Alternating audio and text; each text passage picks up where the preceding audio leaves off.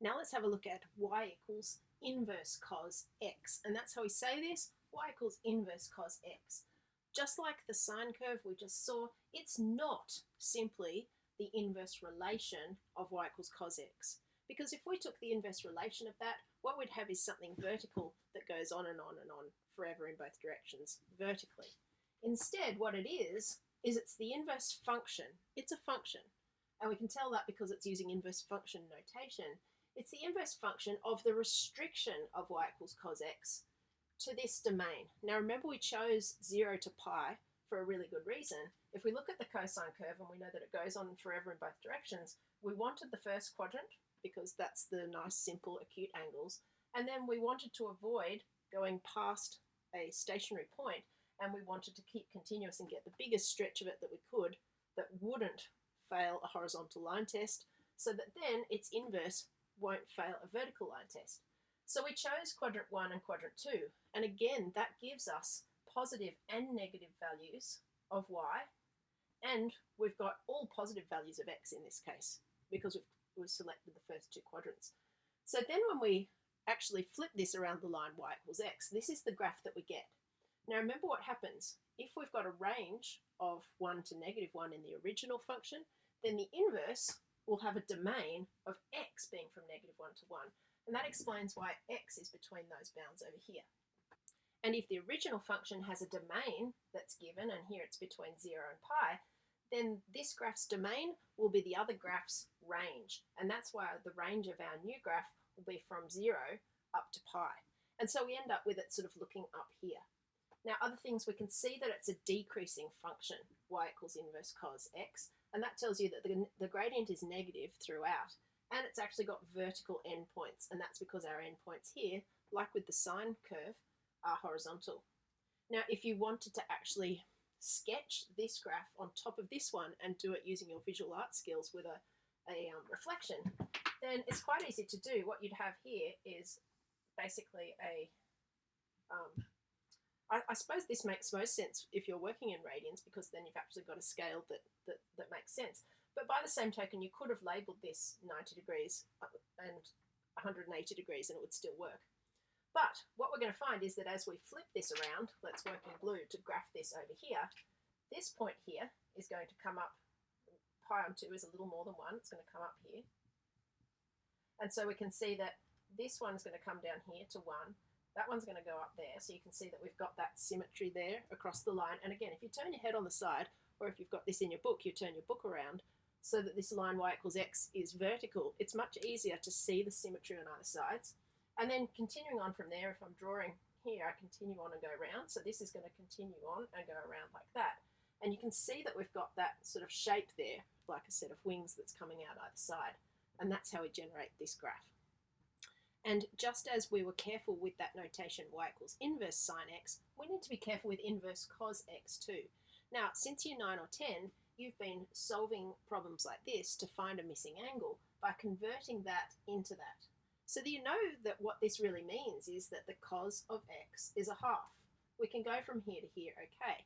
And in year 9 and year 10, you were quite happy to know that when you just put this into your calculator, what would come out? This is an exact one, isn't it? You'd get 60 degrees, which you now know is pi on 3 if you're working in radians.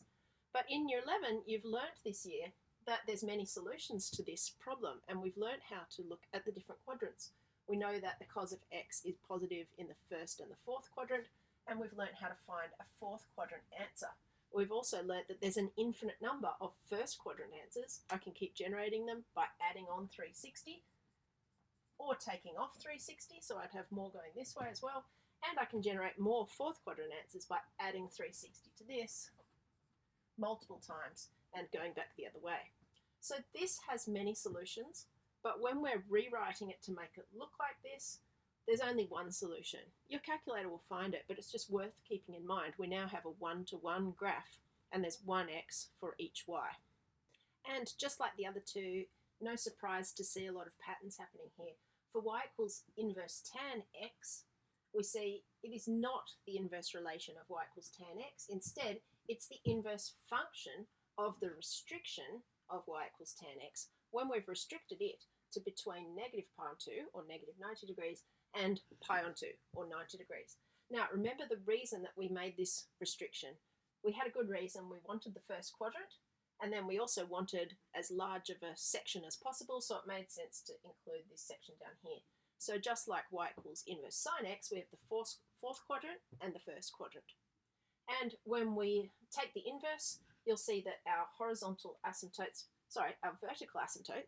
become horizontal asymptotes, and as it heads towards them this way, it heads towards them that way. We can see the way it works as a direct reflection. If we wanted to draw these on the same chart, we can see that the line y equals x sits just under the graph there. Sorry, that was quite messy. And sits just over it here. So when we go to do it the other way, it literally comes around like that and around like that. And you can see that shape there, almost like a big arc going both ways. And this graph will do this, and the other graph will go the other way. And you can draw those asymptotes in as well, obviously, to go with it. So just like y equals inverse sine x, it's an increasing function because it's increasing all the time. In other words, y is increasing and it is y. So if y is getting bigger, it's getting bigger. And that means it's got a positive gradient at all times. It's flattening off all the time, but it will never actually get to horizontal at either end.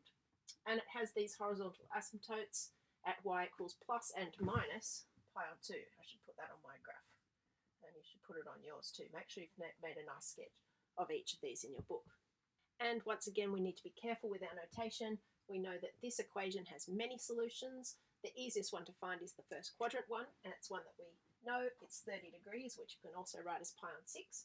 But if we're faced with this equation, then because of the notation here, we're looking at the inverse function here, and it only has one solution, which is the 30 degrees. Other solutions that we could find up here, we'd look for where else tan is positive, and that's the third quadrant, which means we'd do 180 degrees plus 30 and get 210. Or if we're working in radians, we'd have pi plus pi on 6, so we'd have 7 pi on 6. And obviously these go on in both directions because we can add or subtract 360 degrees, or 2 pi, to both of those solutions to generate an infinite number of them.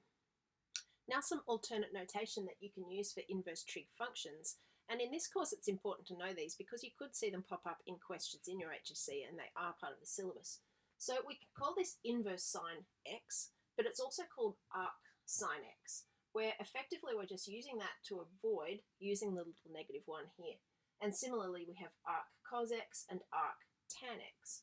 Now the whole idea of an arc is that as we're drawing these things, you would have seen that we're drawing an arc that goes sort of like this, and when we draw the other way, we're doing an arc that goes, whoops, like that.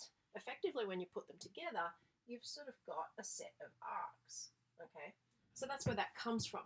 Now, the advantage of sticking with the inverse sine notation is that it means that it's consistent with other inverse functions that we look at in this course, where we generally say the inverse function is y equals f to the minus 1x. So we say inverse function of x when we read that, but it looks like a little negative one sitting there. The disadvantage of using these notations is that it's easily confused with the reciprocal functions. Now, the reason for the confusion is that we have been writing this, let's say sine of x all squared. Don't we write that like this? Okay, now I don't especially love that notation because it's a little confusing. I actually prefer this. But this has become really commonplace to use. Then it's reasonable to assume that if we're going to use this to mean that, then it also sort of makes sense that you might mistakenly think that this means that. And it doesn't. Those are not equal.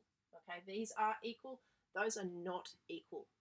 So it would be logical if they were, but they're not. So that's just something, a little red flag that we have to be really mindful of. These are inverse functions, they're not reciprocal functions.